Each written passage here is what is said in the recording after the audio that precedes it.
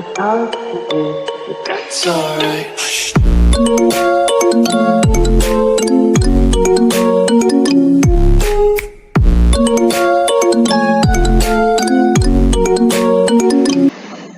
Hello everyone. So in today's video we are going to be discussing how to program a product purchasing process through a PayHere payment gateway.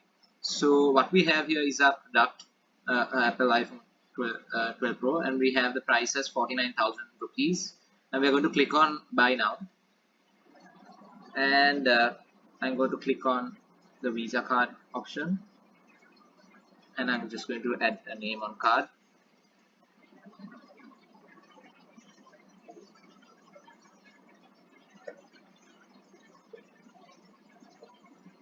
And I'm going to click on pay. So what we have here is a testing credit card number. So this is actually a testing payment method. So I'm going to click on pay, and I'm going to watch a purchase get approved. So our purchase payment has been approved, and I've been taken to my invoice page afterwards. So if I go back to my page, the product page, you can see that the product quantity has reduced, and now there are only 2 items left. So that means this item has already been purchased, and if I go check my purchasing history, it will be available there as well. But now I'm just going back to home, and I'm going to try to purchase a different product. So I'm going to purchase this one, which is 425,000 rupees. And when I try to purchase, it says this payment cannot be processed as the payment amount exceeds the maximum payment limit of this merchant.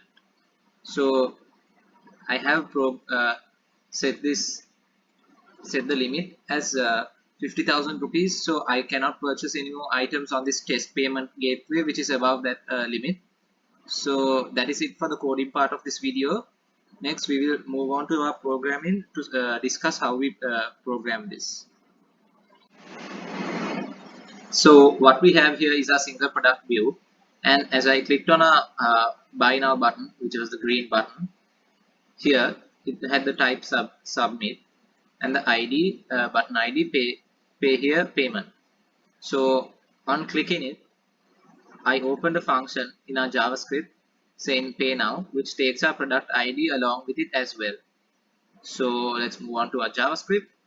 So this is our JavaScript for the pay now, and here ID is taken with it, and here the quantity has been called for our product. So I have taken only one product. As you saw in that input bar, I selected only one product, and here we have opened a new request, a new XML HTTP request with the variable name R, and that opens up here as a get process in buy now process.php, and it takes a ID as well and the quantity, and it is true for a Ajax process.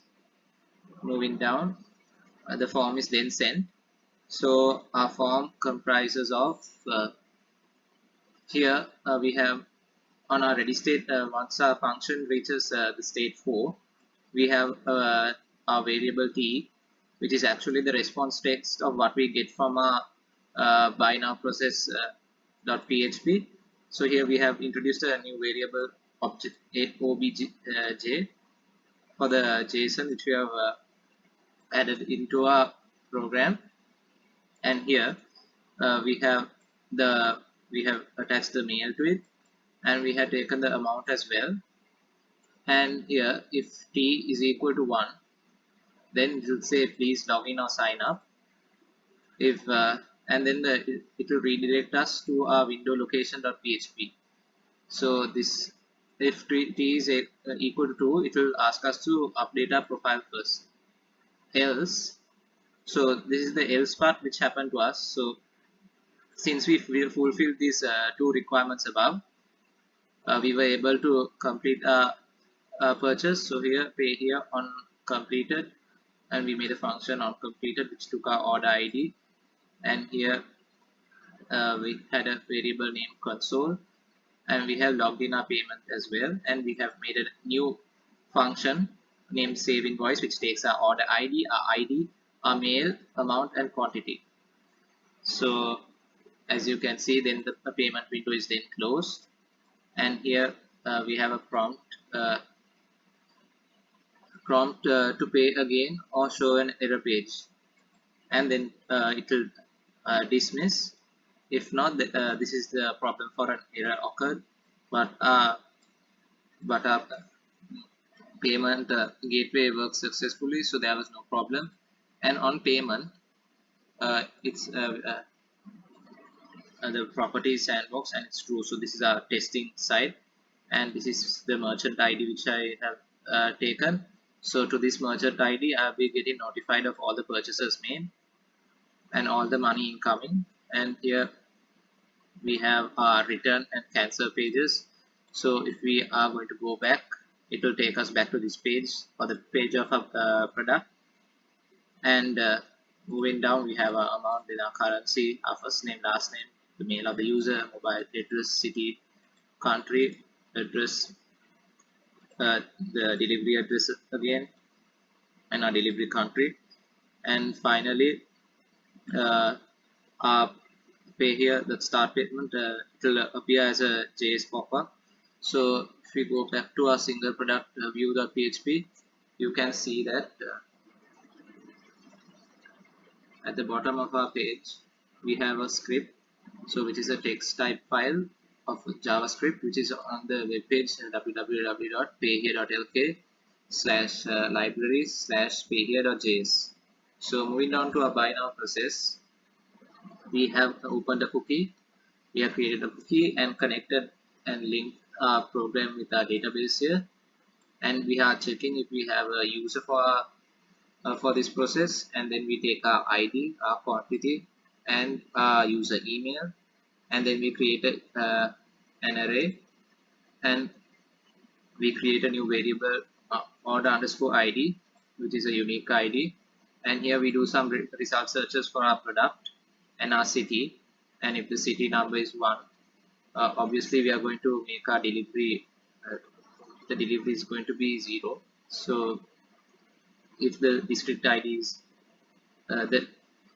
if the district ID is equal to 1, or that was Colombo, that means I had given reduced fees for Colombo. So if it is 1, we will be getting a lower fee. If it is anything other than that, we will be getting some fee which is a bit higher. So here we have our item amount, and we have attached in our first name, our last name, mobile address, then our name, and in our array we have taken our order ID, our item, our amount, first name, last name, mobile, user underscore the user address, the city, and the user mail, and we have echoed the JS encode, JSON encode array. And so what it does here is returns the JSON representation of a value. So whatever we have values here, we'll be getting a JSON representation of it. And like I said, if there's a problem, it will echo 2 here if there was no user, or if there was anything wrong with our payment. Else it will echo 1 to update. So this is our updating profile part. If we haven't done this, we'll get echo 2 and we will be sent to our profile page to update our profile. Otherwise, they'll ask us to log in and redirect us back to that page. So that is it for this video on how to program a product purchasing process through a payment gateway. Thank you for watching.